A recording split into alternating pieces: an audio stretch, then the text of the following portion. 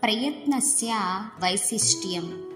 एकं बृहत् पात्रम् अस्ति। पात्रे तक्रम् अस्ति। पात्रे मण्डूकद्वयं पतति।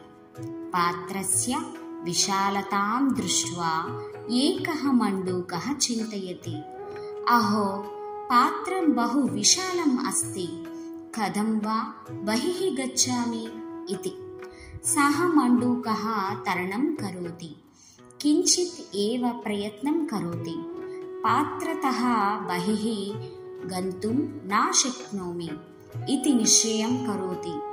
तरणं स्थगयति, तत्र एव मरणं प्राप्नोति। अपरः मण्डूकः अपि तरणं करोति।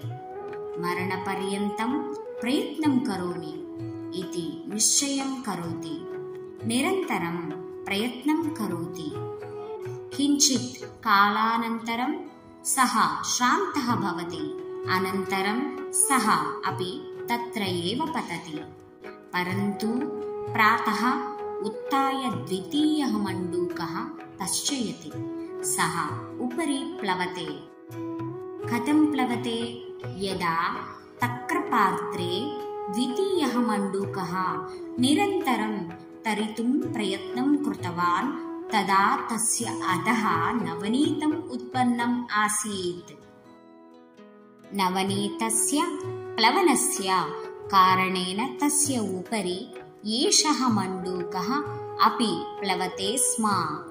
नीतिः: यः निरन्तरं प्रयत्नं करोति सः एव विजयं प्राप्नोति।